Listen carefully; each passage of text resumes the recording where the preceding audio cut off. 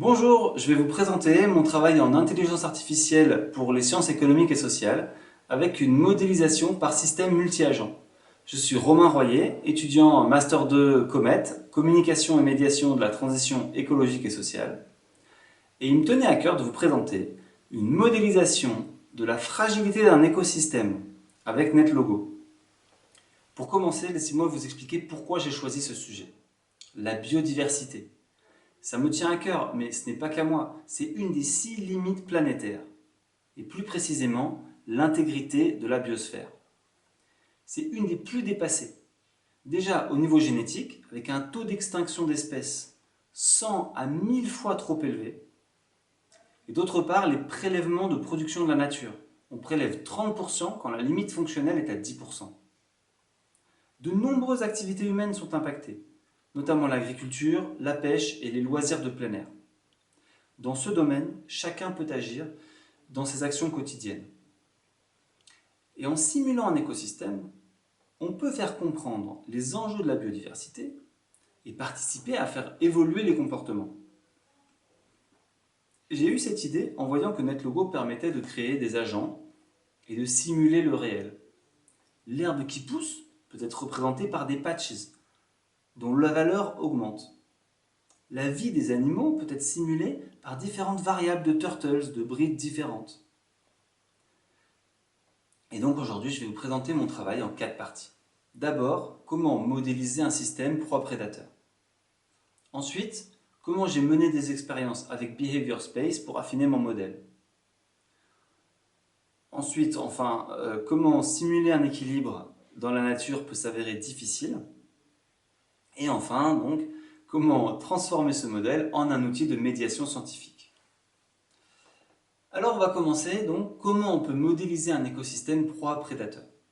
Mais dans un écosystème, en fait, ce sont des chaînes alimentaires qui s'entremêlent. Il ne s'agit pas seulement de relations entre une proie et un prédateur, mais des chaînes alimentaires complexes.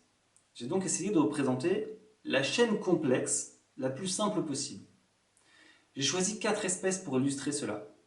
De l'herbe, qui est mangée par des criquets, qui sont eux-mêmes la proie de mulots, et un super prédateur, donc des chouettes, qui peuvent manger des mulots et des criquets.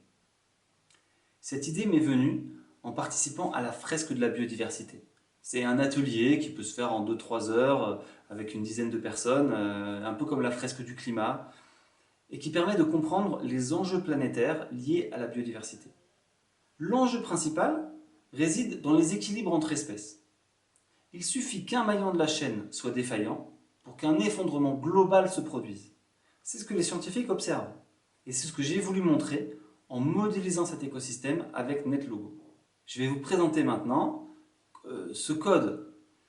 Avant le setup, d'abord, j'ai défini chaque type d'animal, qu'on appelle les turtle breeds, et leurs variables principales, ainsi que l'herbe pour les patches.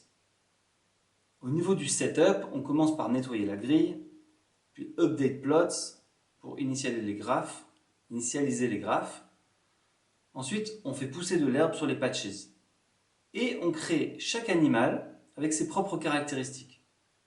Par exemple, on crée 5000 criquets pour éviter un effondrement au démarrage, une taille de 2, une forme d'insecte, une vitesse de 10 pour qu'ils se dispersent bien, comme les mulots d'ailleurs. Bon, je ne vais pas rentrer trop dans les détails parce que toutes les explications sont en commentaire dans le code. Mais à partir du Go, on va coder vraiment le fonctionnement du modèle. À chaque tic, qui correspond à un cycle d'une semaine, il y a plusieurs choses qui vont se passer. D'abord, les animaux vieillissent d'un point. Ils meurent s'ils sont trop âgés, ou s'ils n'ont plus assez de points de vie. Ah oui, ici on fait pousser de l'herbe. Maintenant, les criquets mangent l'herbe qui est dans le patch en dessous d'eux. Ça enlève 3 points d'herbe au patch. Et ça procure 5 points de vie aux criquets. Ah, alors là, on arrive à un rouage essentiel de notre écosystème. Les mulots, en chassant les criquets, établissent un équilibre proie-prédateur.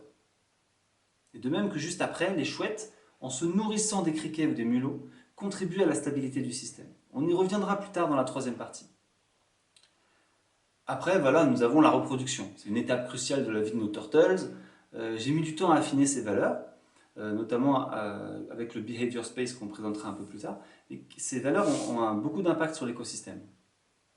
Et enfin, bon, on se fait se disperser tous les animaux selon leur variable speed, toujours dans des directions aléatoires. On a encore 3 petites fonctions pour colorier l'herbe en vert, arrêter les simulations quand une espèce s'éteint, et pour mieux visualiser les populations dans les graphes. Après, on a l'outil qui fait avancer le temps d'une semaine. Donc. Voilà, j'ai testé mon code sur de courtes périodes au fur et à mesure de sa création, mais au final, l'écosystème ne durait jamais très longtemps. Il fallait trouver les bons réglages, les bonnes valeurs de chaque variable qui permettent de simuler un équilibre durable entre les espèces. C'est dans cette optique que j'ai commencé à utiliser un outil de NetLogo qui permet de faire varier les paramètres et d'analyser les résultats. C'est Behavior Space donc, qui m'a servi à créer des expériences en faisant varier plusieurs paramètres et en observant les résultats sur un grand nombre de simulations. Voici un exemple de son utilisation. Donc, on place en haut toutes les valeurs qu'on souhaite tester. Par exemple ici pour la natalité 2, 5 ou 10, pour Vol Hunt Accuracy 10, 30, 50, etc. Voilà. Dans le deuxième cadre, on note les valeurs qu'on souhaite mesurer pour chaque test. Et il ne reste plus qu'à définir le nombre de répétitions et enregistrer. Voilà, maintenant on va lancer l'expérience. Alors on entre dans Table Output, le fichier Excel des résultats, l'emplacement où on veut les stocker. Voilà, on peut faire tourner 5 ou 10 tests en même temps selon la puissance de son ordi. Voilà, le logiciel il va tester toutes ces possibilités. Ça va mettre une demi-heure, 1 heure environ. Alors voilà un exemple. J'ai trié les lignes par nombre de clics, par nombre de ticks de semaines, et on peut voir que l'écosystème le plus durable, il a duré 1360 ticks, donc environ 25 ans. Ça montre quand même une certaine stabilité. Mais les résultats ne sont pas si faciles à interpréter, parce qu'on peut écarter certaines valeurs qui ont toujours donné des durées très courtes. Mais aucune combinaison de variables ne garantit vraiment la longévité. Avec les mêmes variables, avec les mêmes valeurs, parfois on a obtenu des durées très longues, d'autres fois très courtes. Donc pour trouver une meilleure stabilité, j'ai cherché à améliorer le code, notamment en cherchant dans la littérature des exemples de modélisation réussie. Et c'est ce qui nous amène à notre 3e chapitre. Pour simuler un écosystème, il faut comprendre un équilibre de la complexité. Donc dans notre écosystème proie-prédateur, on veut qu'il y ait un équilibre qui s'installe. Et en réalité, cet équilibre, il a été étudié donc, par 2 chercheurs du 19e siècle, Alfred Lotka et Vito Volterra. Ils ont montré que cet équilibre, en fait, les proies, elles augmentent, ensuite les prédateurs augmentent aussi, puis du coup les proies diminuent, suivies par les prédateurs. Et ça va donner les courbes qu'on peut voir qu'on peut voir ici. Ils ont donc développé des modèles mathématiques pour modéliser ces populations. Mais leur modèle, il repose sur un grand principe. Si un prédateur trouve beaucoup de proies dans son environnement, il en mangera beaucoup. S'il en trouve peu, il en mangera peu. Et ça, c'est un grand principe qui était important d'adapter dans notre système. J'ai donc été dans mon code Vols Hunt Locusts et on a donc codé que les mulots ils vont repérer autour d'eux, à 2 patchs autour d'eux, la quantité de proies disponibles. Et à ce moment-là, donc, ils vont pouvoir manger toutes ces proies. En tout cas, s'il y en a beaucoup, ils vont manger beaucoup. S'il y en a peu, ils vont manger peu. Et on a quand même rajouté une variable, Vols Hunt Accuracy, qui permet d'ajuster la proportion de proies consommées par rapport au total trouvé. Donc si on met 0,5 par exemple, ils trouvent 100 proies et vont en manger 50. Et ça, c'est un paramètre qu'on peut faire évoluer dans l'interface. C'est grâce à cette évolution du code que j'ai pu enfin observer les fameuses courbes de Lotka-Volterra. Donc dans les populations de notre écosystème, on a pu observer donc cet équilibre. Seulement, pas à chaque fois. C'est vrai que j'ai pas... Il y a certains paramètres, certaines valeurs des variables qui donnent cet équilibre, mais parfois ils se plantent au bout de quelques années. Donc c'était pas hyper fiable. Et voilà ce qui nous amène donc, à vous expliquer quelles sont les étapes nécessaires pour transformer ce travail en un véritable outil de médiation scientifique. Pour moi, il y aurait 3 étapes. La première, ce serait de stabiliser le code, trouver un meilleur équilibre entre les variables du modèle et identifier celles qui se prêtent le mieux à un jeu de simulation, peut-être en collaboration avec des biologistes. Ensuite, il faudrait rendre l'interface plus intuitive. Éventuellement, un partenariat avec des développeurs permettrait de créer un jeu où l'utilisateur pourrait faire varier les paramètres, comme la quantité d'eau, l'ensoleillement qui ferait varier la quantité de soleil ou la natalité, peut-être des saisons.